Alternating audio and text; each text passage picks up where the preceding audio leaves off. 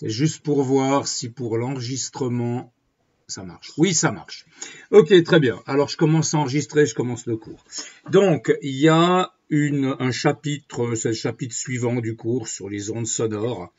J'ai un petit peu réécrit le cours, pour être honnête, je sais plus très bien ce que j'ai fait, mais c'est dans les pages suivantes, j'ai ajouté des choses, etc. Donc, la nouvelle version du cours, si vous voulez la voir, je l'ai mise sur le Classroom, je l'ai mise il y a 10 minutes, donc vous l'avez peut-être pas vue encore. Et donc là, vous aurez la dernière version, les dernières pages ont changé. Ok? Bien.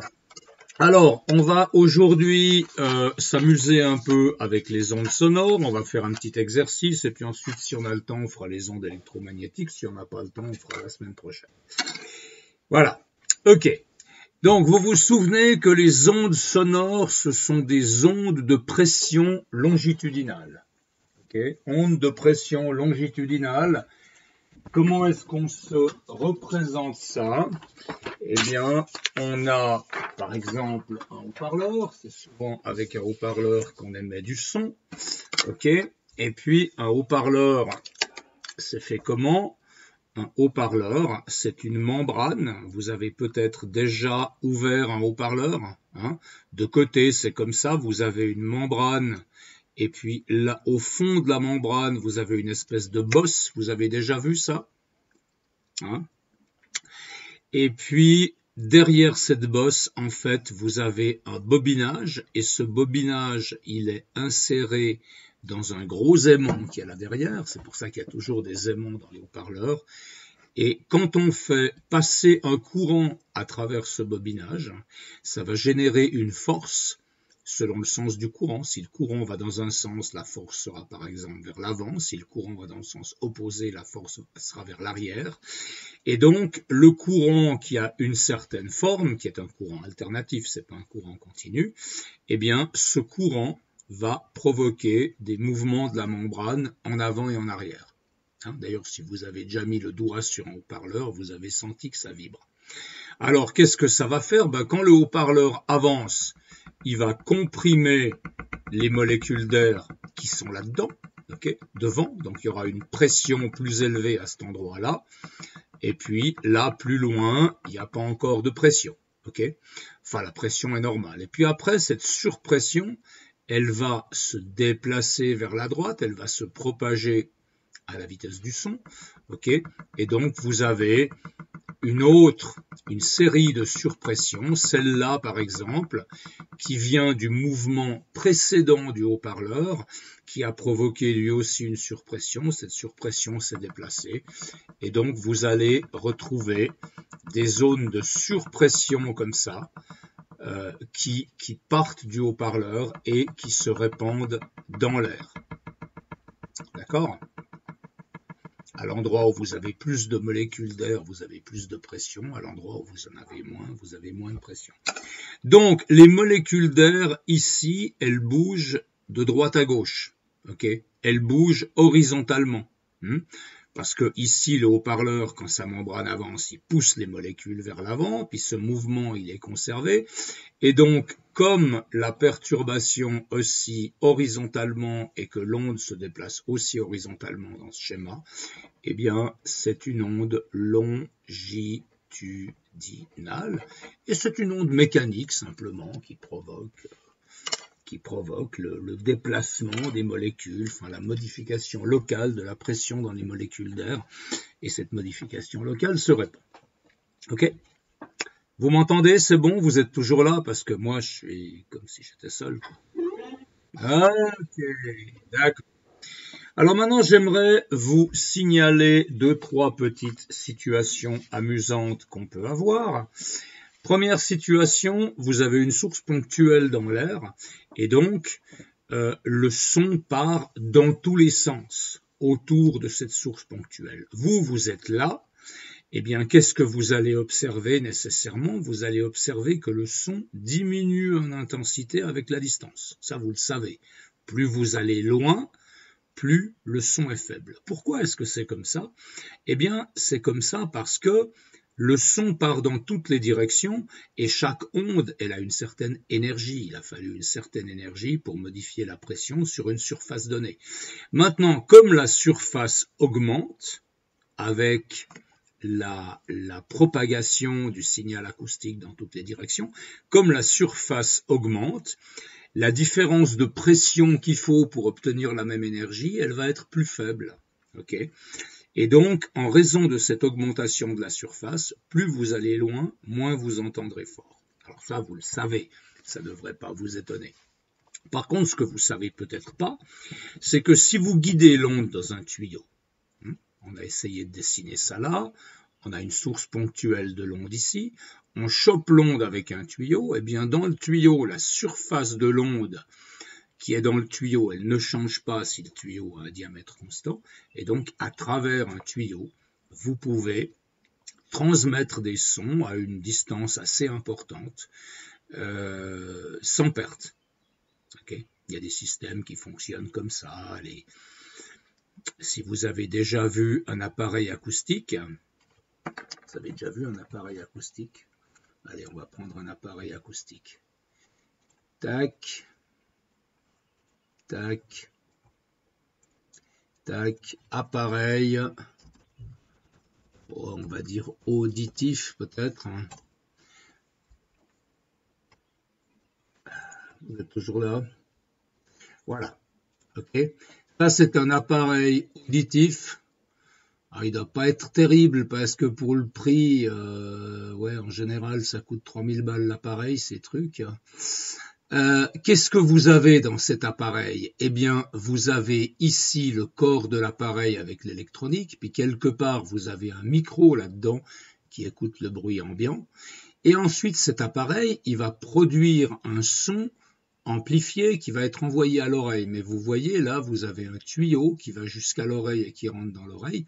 Ça, c'est un bête tuyau en plastique. Okay. Et effectivement, le son est conduit depuis l'électronique de l'appareil dans l'oreille en tant que son dans un tuyau. Donc, c'est des choses qui s'utilisent.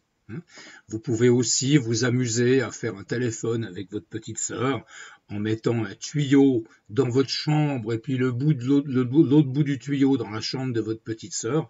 En principe, vous vous entendez si vous parlez bien dans le tuyau. Ok, bon. Ça, c'était pour la petite histoire.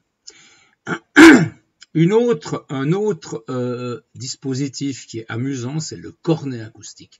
Vous avez déjà entendu parler de ça, du cornet acoustique?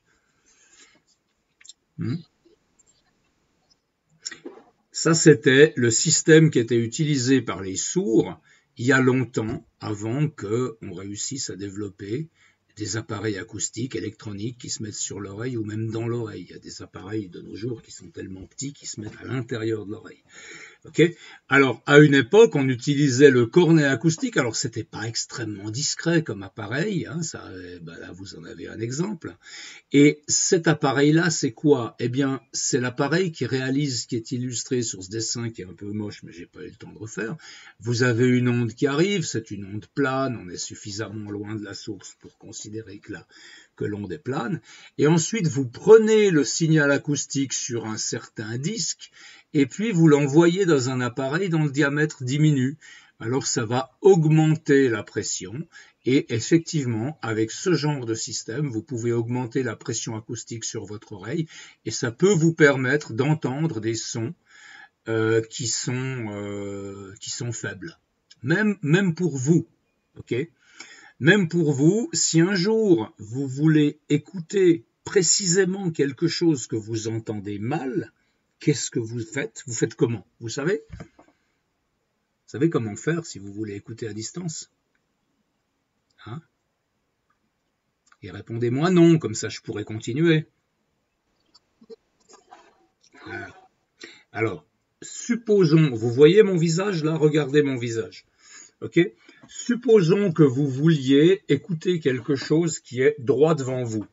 Eh bien, si vous voulez entendre mieux, vous prenez vos mains et vous formez autour de vos oreilles des espèces de poches comme ça, des espèces de réflecteurs. Okay? Ça, c'est un peu le même principe que le cornet acoustique. Vous augmentez la surface par laquelle vous faites l'acquisition des signaux sonores. Donc, si vous faites comme ça, essayez une fois avec un son très faible dans une ambiance très calme, vous verrez que vous entendez beaucoup mieux. Ok? Vous avez déjà essayé ça? Non? Bon, vous n'êtes plus là. Ok, oui, ça marche, c'est clair.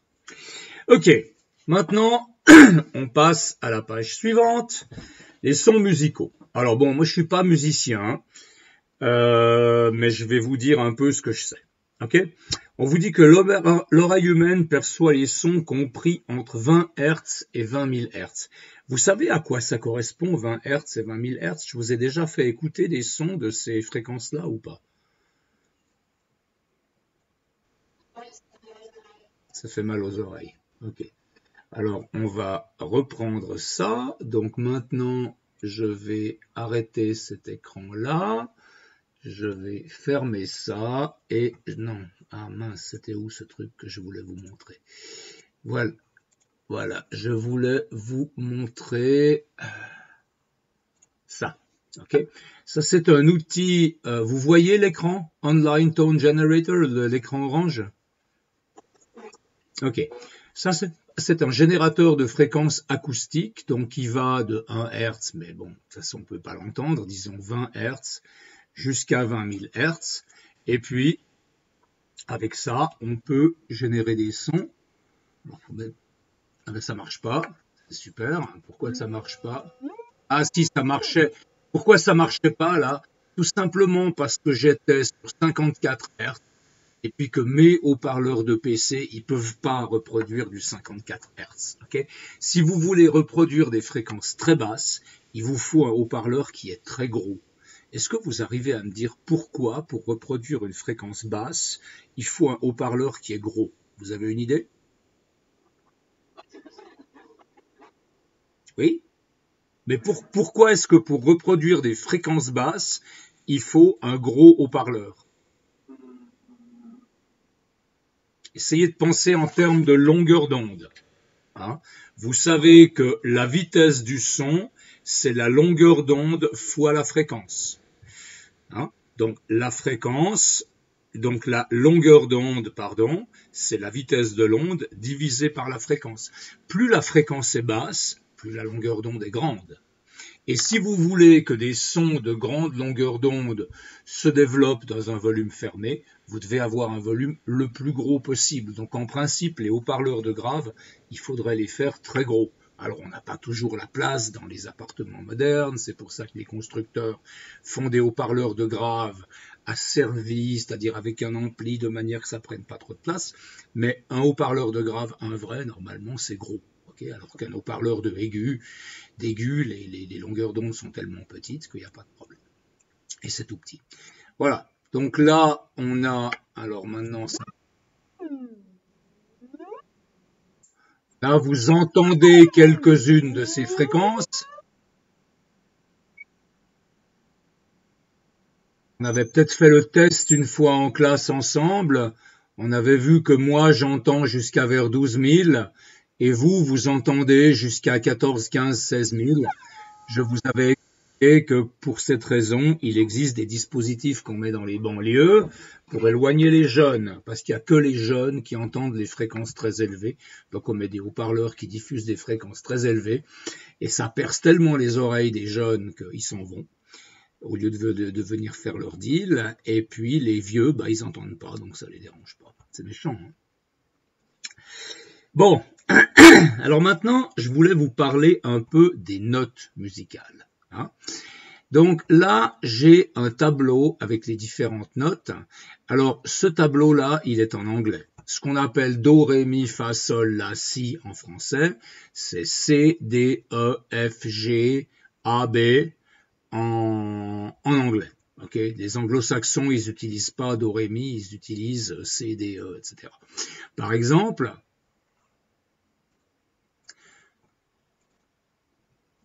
pourquoi ça marche pas? Ah là là là là là là, pourquoi ça marche pas? Attendez.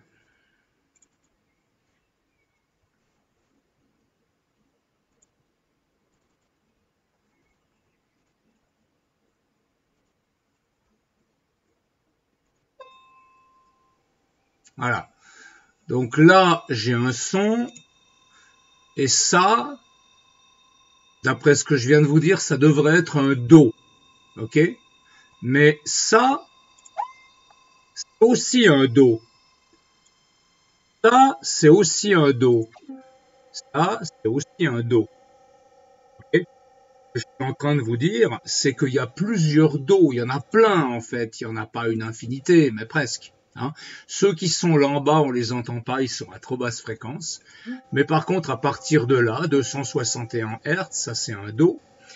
Regardez la fréquence, 261 Hz. Si je passe au Do suivant, il est à 523 Hz. Est-ce que ça vous inspire une remarque? 260 et quelques, 523. Bah, vous remarquez que la fréquence ici, elle est juste le double de la fréquence là. 261.6 fois 2, ça fait 523. Et puis si maintenant je vais au Do suivant, j'ai 1046, j'ai de nouveau le double de la fréquence. Et au Do suivant, j'ai de nouveau le double de la fréquence, et au Do suivant, j'ai de nouveau le double de la fréquence. Alors ça, si vous regardez un clavier de piano, eh bien vous le retrouvez, les Do, ils se trouvent toujours au même endroit entre les touches, et puis entre un Do et un autre, c'est ce qu'on appelle une octave. D'accord? Donc une octave en musique, c'est un intervalle entre une note et une autre note, tel que la fréquence double du début à la fin de l'octave. Je vais vous jouer une octave maintenant. On va prendre celle-là qui s'entend bien. Ok? Ça c'est Do. Ré, Mi, Fa, Sol, La, et puis la suivante c'est de nouveau un Do. D'accord? Ça c'était Solfège 101. Vous êtes toujours là? Bon, ok. Ok. Donc ça veut dire que les Do, c'est différentes notes, mais c'est en fait toujours la même. Comment ça se fait? C'est pas évident. Ok? Eh bien, ce qui se fait, c'est que quand vous avez un instrument qui vibre, la corde, elle vibre pas à une seule fréquence. Une corde, elle vibre à toutes sortes de fréquences. On en a déjà parlé. On a parlé de la fréquence fondamentale et des harmoniques.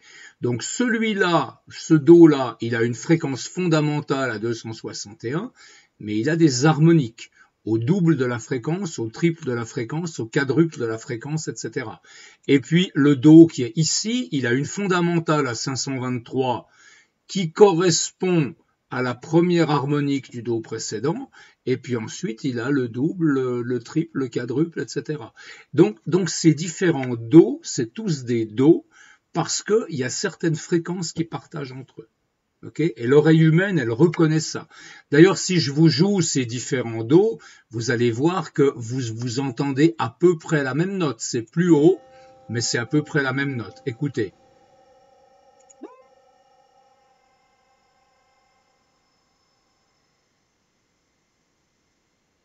Vous êtes d'accord qu'il y a une ressemblance entre ces notes ou pas? Hein? Je peux le faire avec le Ré aussi.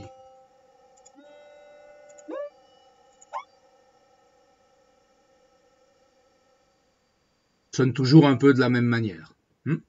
Alors ça, j'aimerais vous l'expliquer maintenant avec cette expérience. Je crois que je vous l'avais déjà expliqué à l'époque.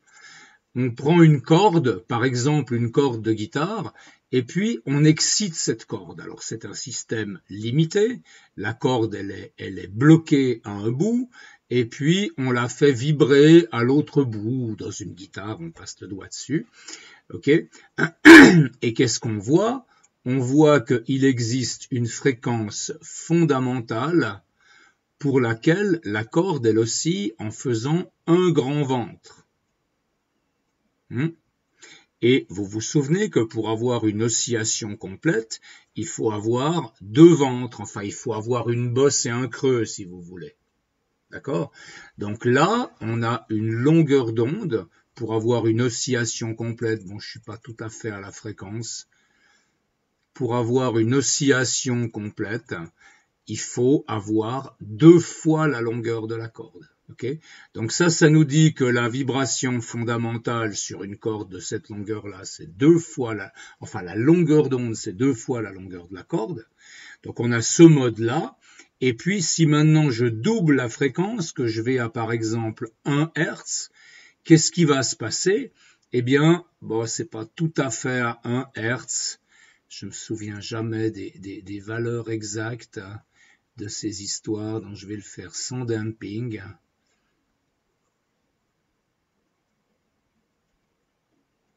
Vous voyez que là, vous avez un cycle complet plus un petit bout. Ok? Donc là, il faut peut-être que je redescende en fréquence pour avoir...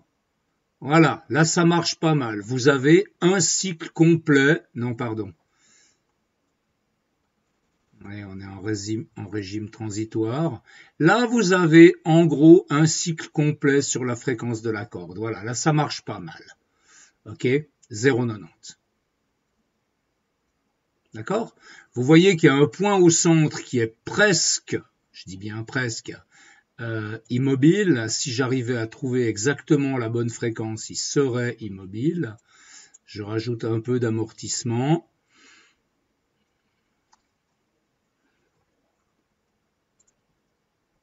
Et donc vous avez une longueur d'onde sur la surface de la corde. Ce mode vibratoire-là, c'est ce qu'on appelle la première harmonique. L'harmonique, la fondamentale, la fréquence fondamentale, c'est celle qui correspond, maintenant je vais prendre la moitié de la fréquence, donc 0,45. Okay? Là, vous avez la fréquence fondamentale de la corde, mais la corde, quand elle vibre dans tous ses modes vibratoires. Donc elle va vibrer à cette fréquence-là, qui va être déterminée par la longueur d'onde, on va la calculer. Elle va vibrer à la fréquence double. Alors là, je me remets à 0,90. Là, on a une fréquence qui est double, parce que la longueur d'onde, c'est la moitié. Et puis, 3 fois 45, ça fait 135. Donc, à 1,35 maintenant, on devrait obtenir un mode, ça c'est un mode vibratoire supérieur, où vous avez une oscillation complète et demie. Okay? Donc là, la longueur d'onde, ce sera 2/3 de la longueur de la corde, etc., etc., etc.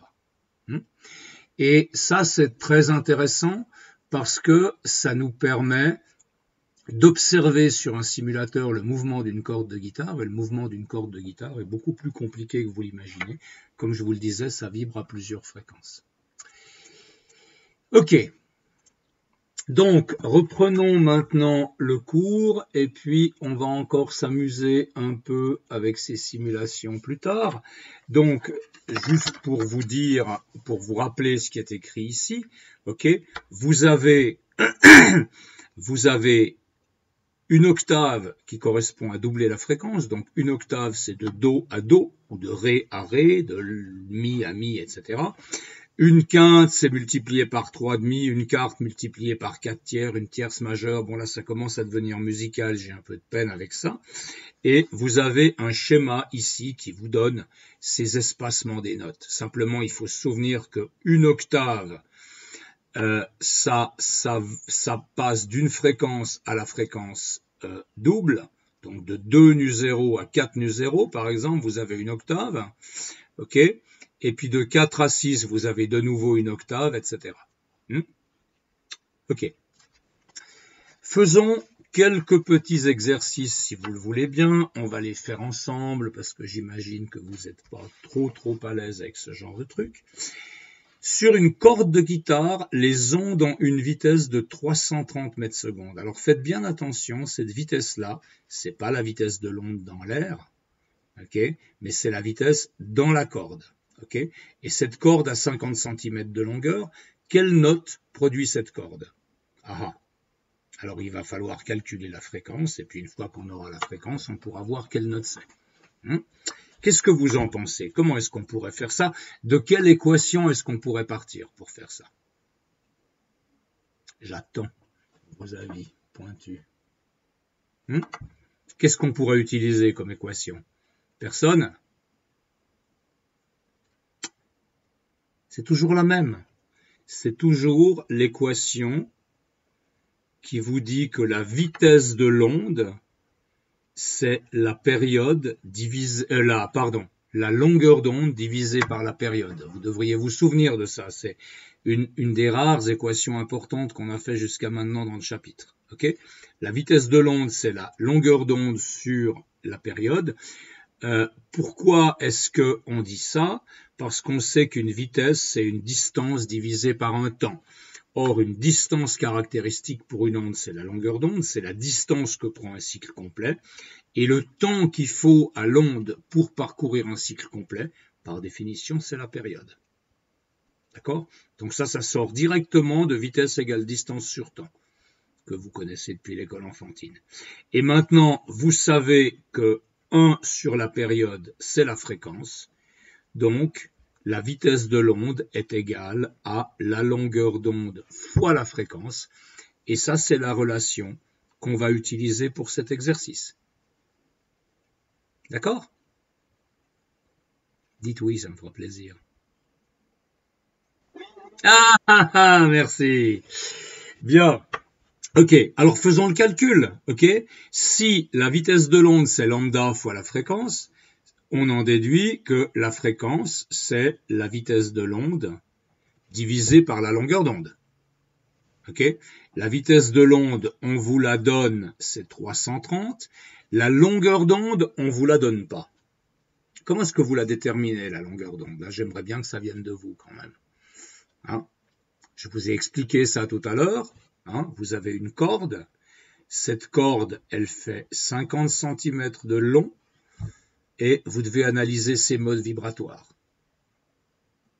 Le mode vibratoire le plus bas, la fréquence la plus basse, ça correspond à quoi? Tic-tac, tic-tac. Le mode le plus bas, ça correspond à la situation où la corde fait ça. Donc là, ce dessin que je fais, c'est simplement un dessin des positions successives de la corde. Okay, ça ne veut pas dire qu'on a attaché un oignon à la corde. Okay, c'est simplement différentes positions de la corde autour du temps. Et ça, c'est le mode vibratoire le plus bas. C'est ce qu'on appelle le mode fondamental. Et pour ce mode fondamental, si vous prenez la corde à un instant donné, elle est par exemple comme ça, la corde. Okay, la corde, elle occupe une de ces positions à un temps donné. Donc, si vous voulez un cycle complet, c'est-à-dire un creux et une bosse, ça c'est un cycle complet, eh bien, la longueur d'onde de ce cycle complet, c'est 2 fois la longueur de la corde. Vous avez compris ça? Ça, c'est le mode fondamental. La longueur d'onde, c'est 2 fois la longueur de la corde. La corde fait 50 cm. La longueur d'onde fait donc 2 fois 50 cm, 1 mètre. Et donc, je trouve que cette corde de guitare, elle joue un son à 330 Hz. Alors maintenant, 330 Hz, on peut aller chercher dans le tableau à quoi ça ressemble. On peut aller chercher dans mon soft, où est-ce qu'il était? C'était ça, c'était ça. On peut voir qu'est-ce qui correspond à 330 Hz. Alors c'est super, ça m'affiche. Ah voilà, 261, 523, c'est pas ça. 349, 329.6, c'est ça. Ok? Et ça, c'est quoi? C'est Do, Ré, Mi. C'est un Mi. Ok? Et puis cette corde, est-ce qu'elle va produire que un Mi? Oui, elle va produire que un mi. Parce que comme je vous l'ai dit, la fréquence fondamentale c'est 330, on est bien d'accord. Donc la première harmonique elle sera à 660, mais 660 c'est la fréquence du mi à l'octave. Donc cette corde elle va jouer que des mi, mais à différentes octaves. Elle va jouer celui-là comme fondamental, celui-là à l'octave, celui-là encore à l'octave, etc. Okay. Et donc cette corde, elle va émettre plusieurs fréquences en même temps, et c'est justement ce qui fait l'intérêt des instruments musicaux, c'est que pour un système qui vibre, vous avez plusieurs notes qui sont émises, ce qui donne au son beaucoup plus de chaleur et de présence que les sons électroniques comme ce qu'on entend là, parce que ce qu'on entend là, c'est pas une corde de guitare. Là, on a une sinusoïde, on a uniquement une fréquence. Ok ? Alors ça, je vais vous le montrer dans un moment qu'on a uniquement une fréquence. Bien, maintenant, on revient à... Mais vous pouvez poser des questions aussi, hein, parce que moi, je parle, puis vous dites rien. Posez des questions, s'il vous plaît. Vous avez des questions? Vous avez bien compris cet exercice-là?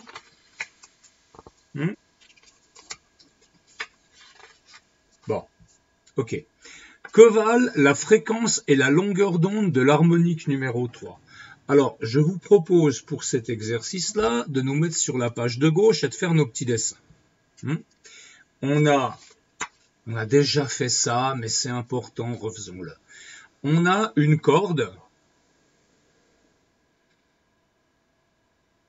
qui fait 50 cm de long, ce qui est assez la taille d'une corde de guitare.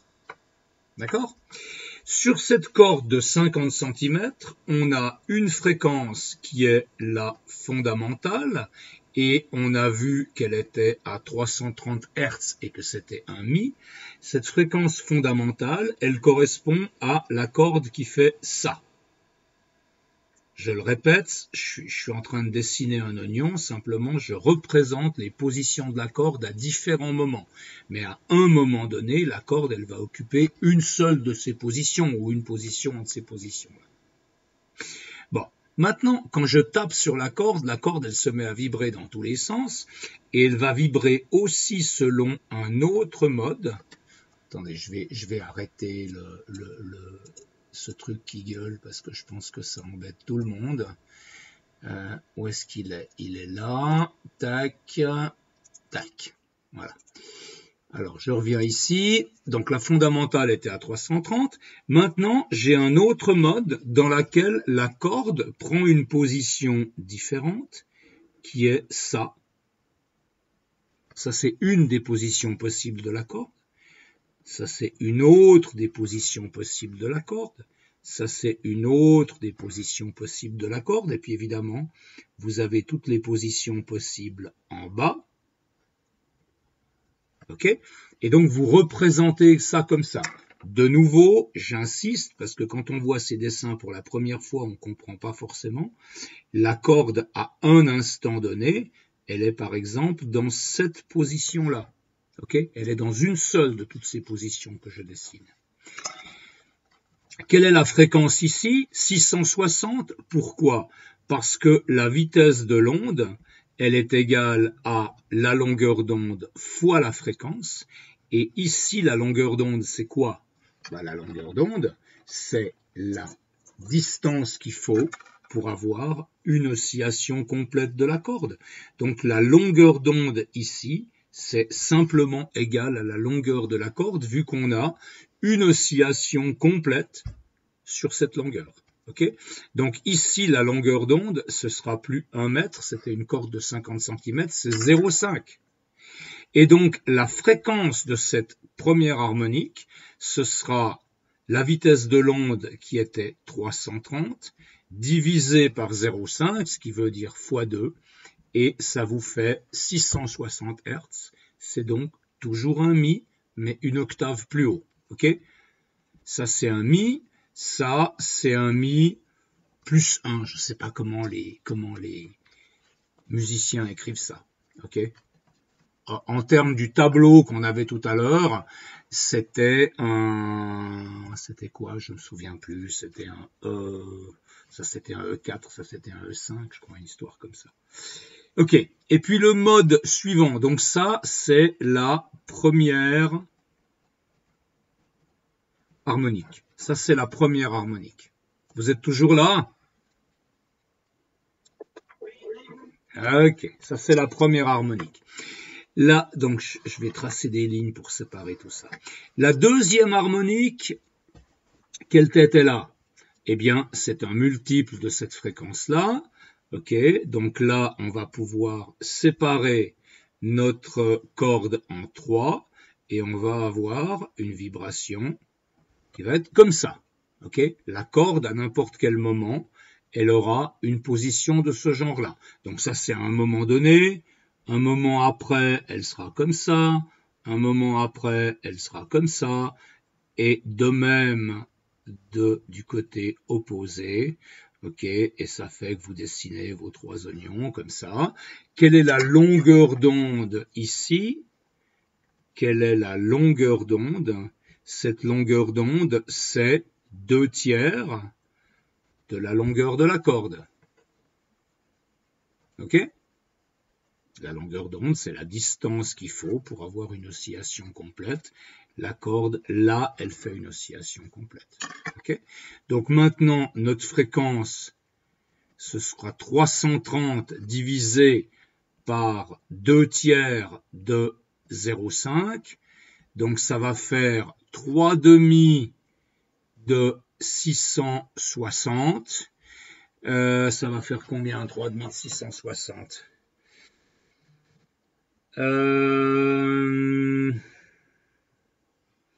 Ça va faire 660 fois 3 divisé par 2.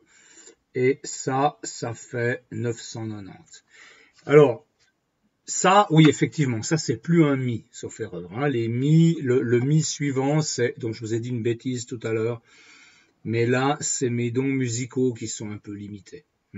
Donc ça, c'est la deuxième harmonique dont le statut est pas très clair pour moi. Par contre, vous avez l'harmonique suivante, qui est donc la troisième harmonique.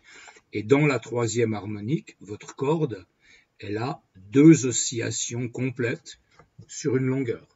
Alors, si je dessine mes oignons, eh bien, je dessine des choses comme ça pour illustrer les différentes positions de la corde. Ok, je fais ça comme ça, c'est pas très joli, mais tout le monde comprend ce que ça veut dire. Ici, la longueur d'onde, c'est la longueur de la corde divisée par 2. Ok, et donc la fréquence, c'est 330 divisé par 0,5 sur 2, ce qui nous fait 2 fois 330 sur 0,5, 2 fois 660, c'est-à-dire 1320. Okay? Et ça, c'est ce qu'on vous demande dans l'exercice. Dans l'exercice, on vous demande de dire à quelle fréquence correspond la troisième harmonique. Eh bien, la troisième harmonique, c'est donc ce qu'on voulait faire là. Okay? La longueur d'onde, on a dit que c'était la longueur de la corde divisée par 2. Et la fréquence, c'est la vitesse divisée par la longueur d'onde. Ça fait donc 360 divisé par 0,25, ce qui vous fait un 1320 Hz. Et ça, c'est un mi. Okay. L'harmonique d'avant, je ne suis pas très sûr. Il faut que je demande à un musicien. Sur le plan physique, ça existe. Je ne sais pas exactement en théorie musicale comment ça se passe. Mais alors maintenant, avec ça, vous pouvez comprendre comment fonctionne une guitare. Vous avez quoi sur une guitare? Sur une guitare, vous avez... Alors je vais dessiner une guitare, attention. Sur une guitare, vous avez le corps de la guitare qui a des formes parfois un peu bizarres, qui a une certaine profondeur, d'accord? Et puis ici, vous avez ce qu'on appelle le manche, et puis là, vous avez un truc avec des vis qui vous sert à tirer les cordes. Okay? Et puis ici, vous avez l'endroit où les cordes sont fixées, Et là-dessous, vous avez des transducteurs qui sont soit des piézoélectriques, en général c'est des piézoélectriques, qui vont enregistrer les vibrations de la corde et les transmettre à l'amplificateur. Les cordes, elles sont là. Et comment vous faites pour jouer de la guitare? Eh bien, vous avez ici toutes sortes de petites lignes. En fait, ce sont des petites arêtes métalliques qu'on appelle des frettes. Okay? Et quand vous posez votre doigt ici, eh bien, la corde, elle repose sur la frette qui est là. Donc, elle ne peut plus vibrer sur la distance là entre le bout du manche et l'endroit où vous avez le doigt, mais elle va vibrer uniquement entre cette frette et le bas de la guitare. Et donc la distance, la longueur de corde qui vibre, elle est diminuée. Et si la longueur diminue, ça veut dire que la longueur d'onde diminue aussi, ça veut dire que la fréquence augmente. Okay? Donc en rendant les cordes plus courtes, vous pouvez jouer des fréquences qui sont plus élevées que la fréquence fondamentale de la corde. Voilà, c'est comme ça que ça marche. Okay? La guitare, c'est simplement un instrument qui sert à faire vibrer des cordes. Ces vibrations sont amplifiées par une caisse de résonance. Elles sont enregistrées par un micro qui est là et transmises à l'ampli, etc. Ou alors sur les guitares sèches, il n'y a pas d'ampli. Et puis, vous avez la possibilité de raccourcir vos cordes de manière à jouer les sons que vous voulez. Alors, je ne sais pas si tout ça est évident pour vous, et si vous vous dites, mais le vieux, qu'est-ce qu'il a encore, qu'est-ce qu'il raconte encore, mais si vous ne connaissez pas ce genre de choses, c'est assez intéressant. Et par exemple, on va faire l'exercice suivant. À combien de centimètres du bout du manche de la corde faut-il poser le doigt pour que cette corde produise un Do, alors un Do 5. Un Do 5, c'est un son de fréquence 523 Hz. C'est pas un Do 4 corrigé, c'est un Do 5. Ok? Vous êtes toujours là? Oui. Je vais reprendre mon machin. Là, un Do 5, c'est ça. Ok? Un Do 5, c'est 523 Hz. C'est ce son-là. Ok? Et initialement, la corde, qu'est-ce qu'elle produisait? Elle produisait un Mi. C'était celui-là. Elle produisait un Mi à 330 Hz. Ok? Et maintenant, on aimerait raccourcir cette corde de sorte qu'elle produise un Do à 523 Hz. Comment on va faire?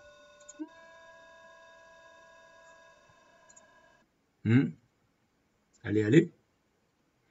On se creuse un peu les méninges. Vous voulez pas? Essayez. Ah là là là là là là là là. Bon, allez. Alors, je reprends, je rouvre mon truc. Voilà. Alors, vous savez que la vitesse, c'est la longueur d'onde fois la fréquence. Si je raccourcis la corde, c'est quoi qui va changer dans le problème? On a vu que les longueurs d'onde possibles, elles étaient déterminées par la longueur de la corde, d'accord? Et maintenant, vous voulez que cette longueur de corde, elle soit plus faible. Mais vous savez que la fréquence fondamentale, elle est donnée quand vous avez une longueur de corde excusez-moi, vous savez que la fréquence fondamentale, vous l'obtenez quand la longueur d'onde est égale à 2 fois la longueur de la corde. Ok? Je vous rappelle le schéma qu'on a fait tout à l'heure. Pour la fréquence fondamentale, la longueur d'onde, c'est 2 fois la longueur de la corde, parce que si vous voulez avoir une longueur d'onde complète, étant donné qu'ici vous n'avez qu'une bosse, vous devez continuer de l'autre côté, et donc votre longueur d'onde ici, ce sera 2 fois la longueur de la corde. Ok? Bien. Alors, on connaît la fréquence. Ça, c'est 523 Hz. Et maintenant, à partir de la fréquence, on va déterminer la longueur d'onde. Et puis, cette longueur d'onde, on va la multiplier par 2. Et puis, on va la diviser par 2, pardon, ça va nous donner la longueur de la corde. Hein? Donc, on prend cette équation. Maintenant, on cherche la longueur d'onde. Alors, la longueur d'onde, c'est la vitesse divisée par la fréquence.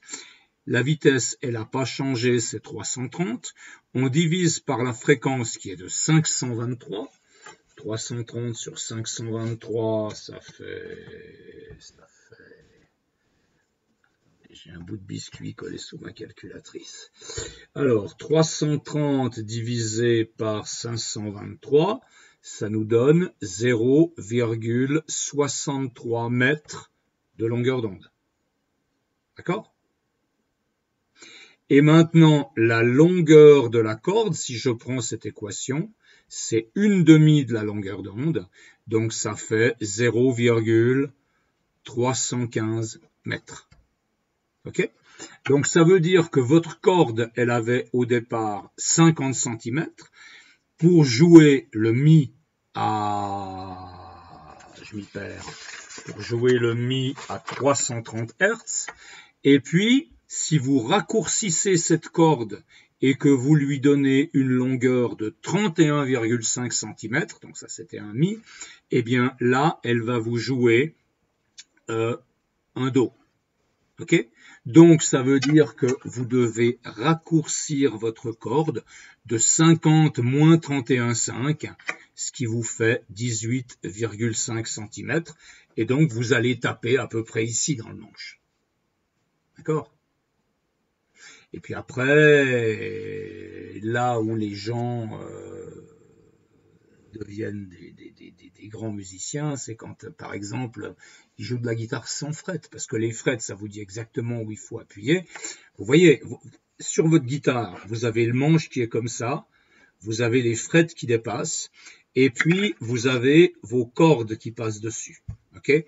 Si vous mettez votre doigt là, la corde, elle est plaquée comme ça, elle s'arrête là, et puis vous mettez votre doigt, et la longueur de la corde, elle commence ici. Okay? Puis votre doigt, vous pouvez le mettre un peu à droite, un peu à gauche, entre les deux frets, ça ne change rien.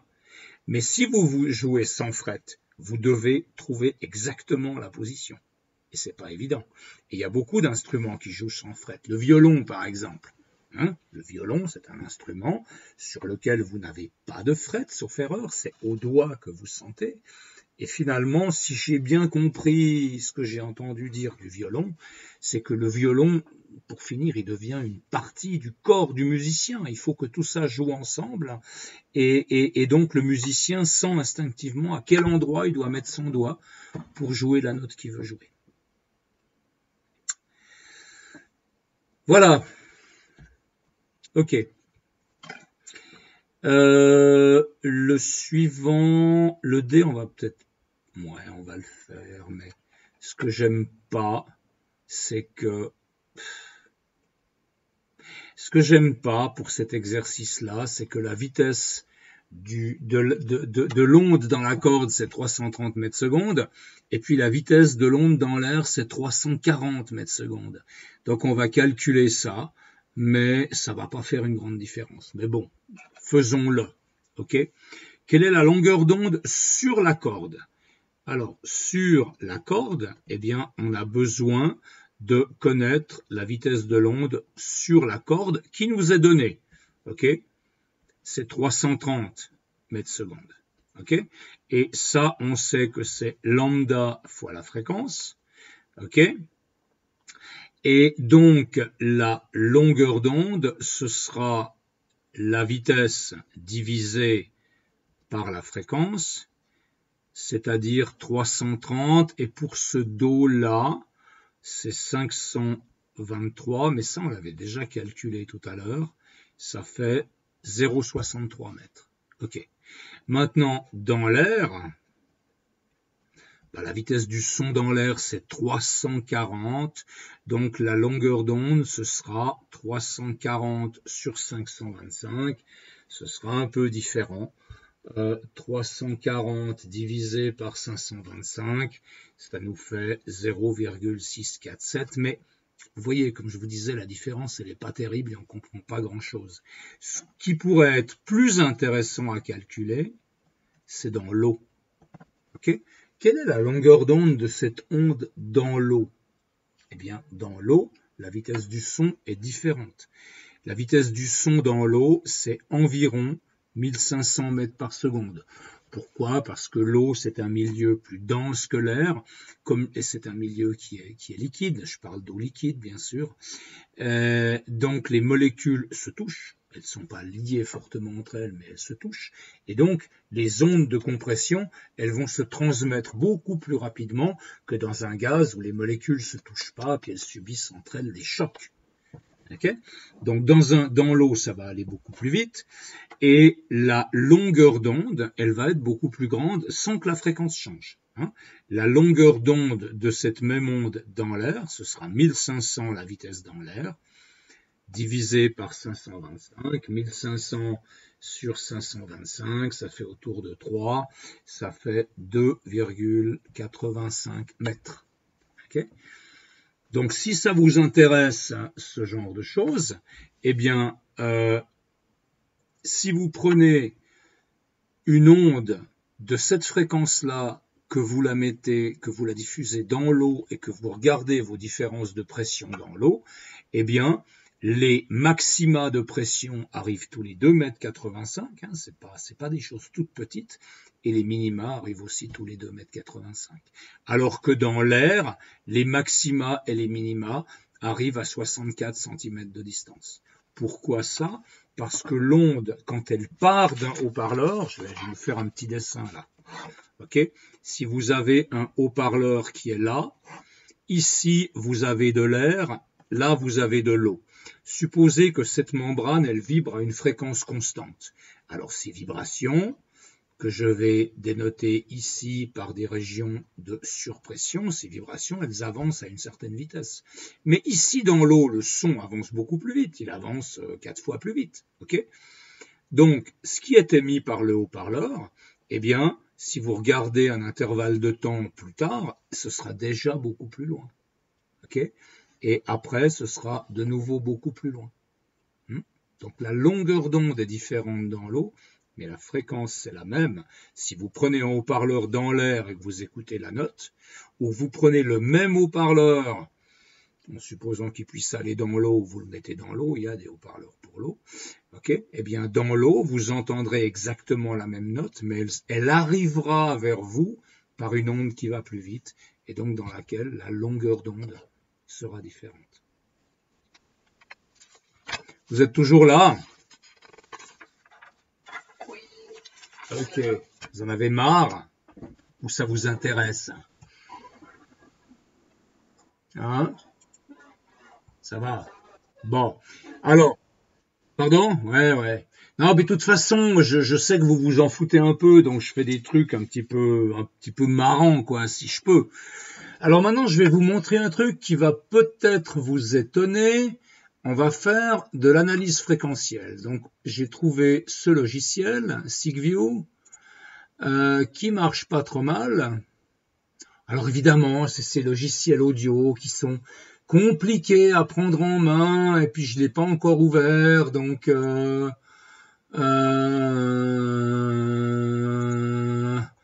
je sais plus comment on fait. Voilà, c'est magnifique. Windows, System Control, 3D Tools, Instruments, Signal Tool, oui mais c'est où? Play and Navigate, Edit, Data Acquisition, Open Data Acquisition, Sound Card, ok, d'accord, ça vient de ma Sound Card, Modem Windows, on va voir si ça marche. Là, non, ça marche pas.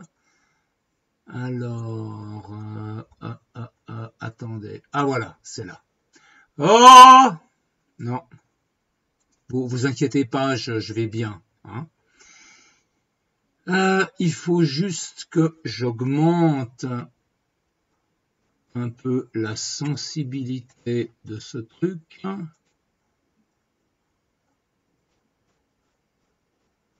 Ah, ah, non, ça marche pas. Ah là là là là. Allez.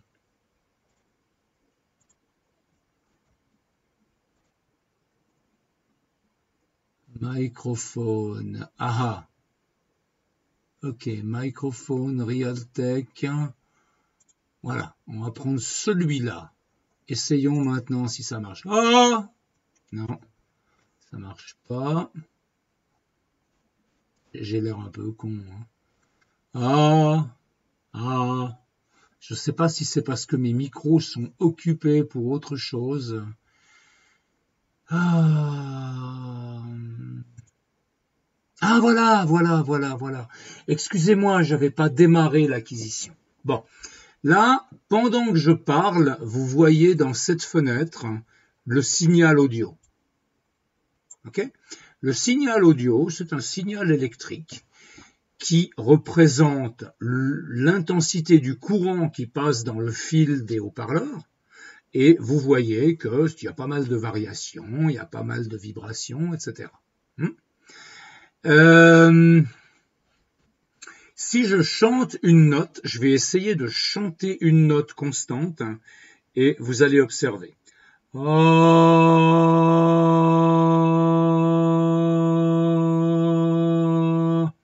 Ok? Qu'est-ce que vous avez remarqué? Vous pouvez me dire si vous avez remarqué quelque chose?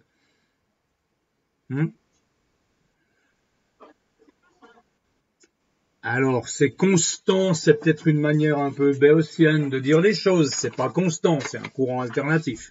Ok? Mais ce que tu veux dire, c'est que c'est périodique. C'est ça que tu veux dire. Voilà. Alors, effectivement, je le refais une fois.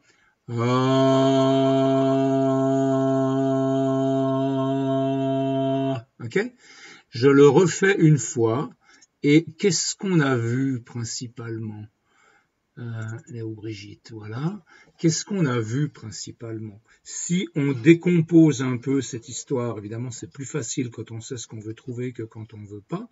Ok?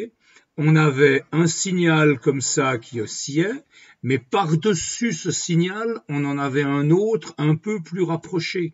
En fait, ça faisait quelque chose comme ça, j'exagère un peu, mais ça faisait un peu quelque chose comme ça. Okay? Et c'est là que vous voyez le fait qu'il y a deux fréquences, en tout cas deux fréquences dans ma voix, parce que moi, ma voix, c'est comme un instrument de musique, ça vibre à plusieurs fréquences, la voix de n'importe qui vibre à plusieurs fréquences. Et en fait, ce qu'on a entendu, c'était ce signal-là, qui est le signal de base, de fréquence la plus basse, qui correspond à la fondamentale de mes cordes vocales quand elles vibrent, et en même temps, on avait un signal de fréquence double qui s'est ajouté à ce signal-là pour donner ça. Et puis, en même temps, probablement, on a un signal de fréquence triple, mais c'est pas facile à voir sur la forme du signal électrique, hein, ce qu'on appelle la waveform ou la représentation temporelle. Alors maintenant, on va utiliser un outil pour analyser ça. On va faire de l'analyse fréquentielle. Et l'analyse fréquentielle, elle se fait avec un outil qu'on appelle la transformée de Fourier. Alors la transformée de Fourier, je ne pense pas que vous ferez ça en maths, je ne sais même pas si les maths 2 le font au collège, mais la transformée de Fourier, c'est ce qui vous permet de dire quelle fréquence vous avez dans un signal. Alors maintenant, je vais prendre la FFT, voilà, et ici, donc FFT, ça veut dire Fast Fourier Transform. C'est donc la transformée de Fourier rapide, qui est la version numérique de la transformée de Fourier, qui est quelque chose de littéral. Je vais maintenant chanter une note et vous allez regarder en bas de l'écran, dans la zone rouge, vous allez regarder et vous allez compter le nombre de pics que vous voyez et à quelle fréquence vous les voyez. Je vais... non. Voilà, je vais me mettre là. Je chante une note. Ok, regardez.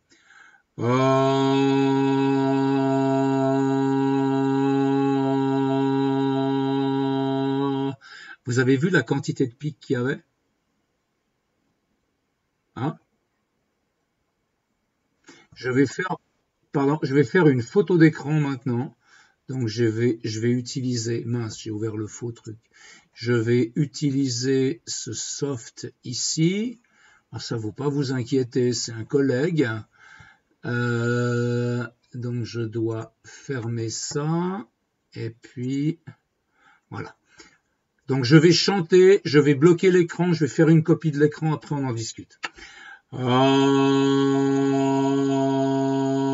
Voilà, ça m'a bloqué mon écran. Et puis maintenant, je sélectionne tout mon écran. Et puis, je le copie. Et puis cette image-là, je vais la coller dans n'importe quoi, genre un fichier Word.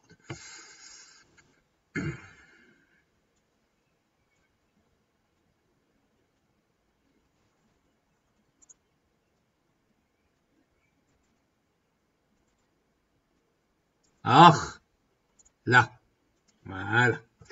Alors, regardons maintenant cette image.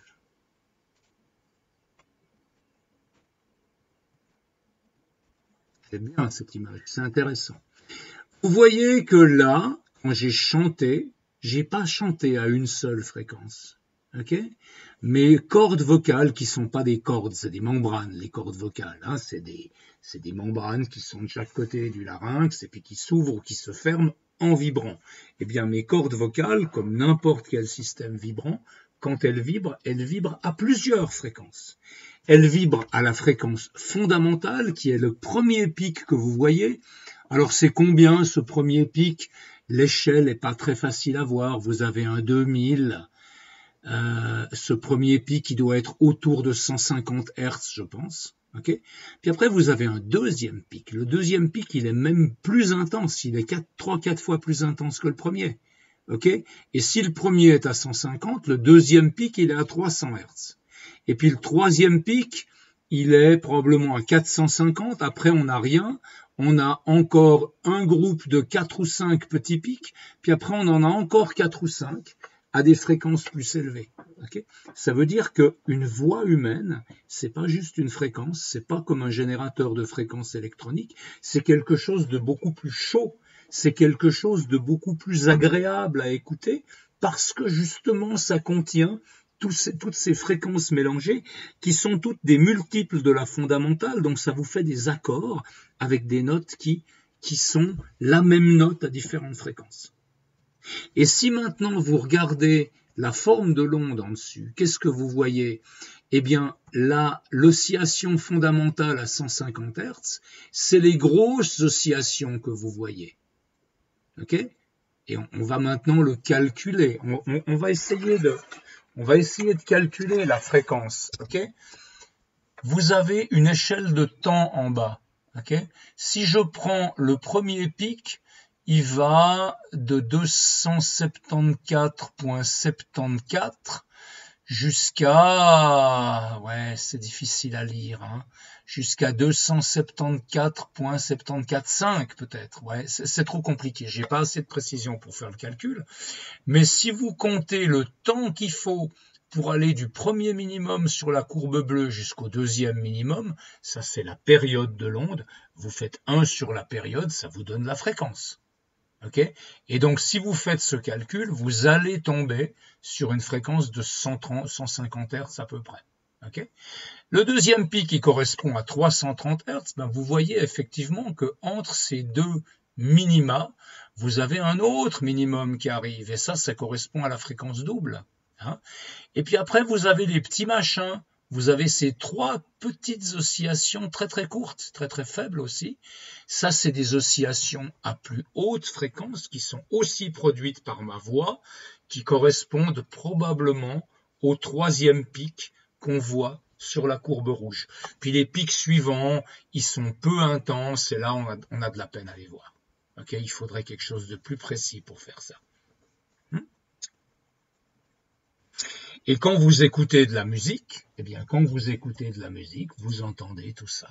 Par exemple, merde, j'ai fermé ce truc. Okay.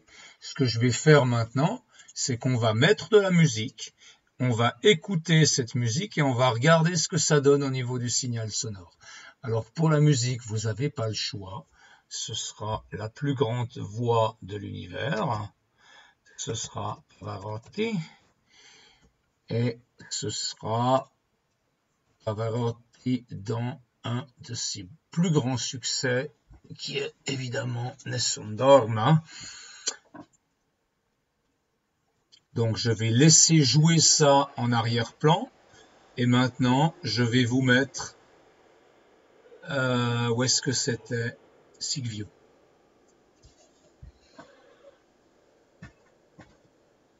Donc je vous rappelle, en haut c'est la forme du signal, en bas c'est les différentes fréquences qui sont contenues. Alors, on va attendre qu'il commence à chanter.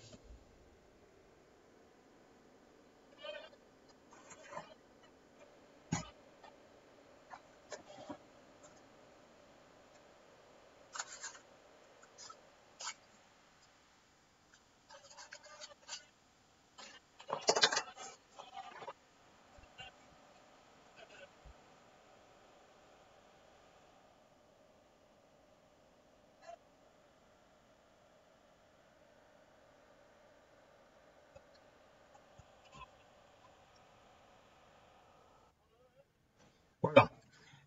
Ça, c'était juste pour vous montrer. Évidemment, c'est moins clair que ce que j'ai fait avant parce que vous avez tout l'orchestre derrière. Une autre chose que je voulais vous montrer, qui est très amusante, c'est ce qu'on appelle le bruit blanc. Vous avez déjà entendu parler de bruit blanc? Vous savez ce que c'est, un bruit blanc? Allô, allô? Il n'y a plus personne. Allô?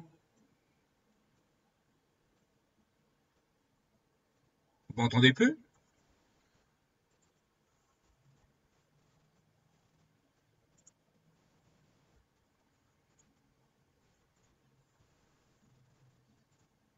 Je vous ai perdu, vous m'entendez plus?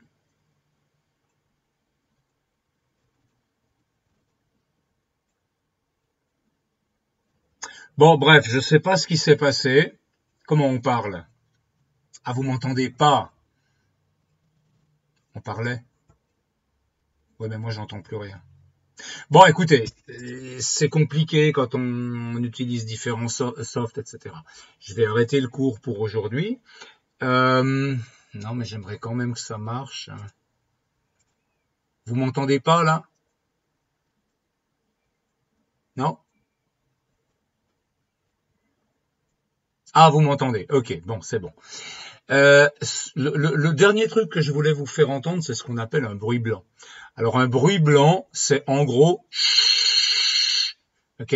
Alors, vous avez des appareils électroniques très compliqués pour produire des bruits blancs, mais moi, je vais le faire comme ça, le bruit blanc. Le bruit blanc, c'est quoi? C'est toutes les fréquences en même temps. Alors, on n'en a pas l'impression quand on dit chut comme ça, mais je vais vous montrer avec notre analyseur de spectre qu'effectivement, un bruit blanc, c'est ça.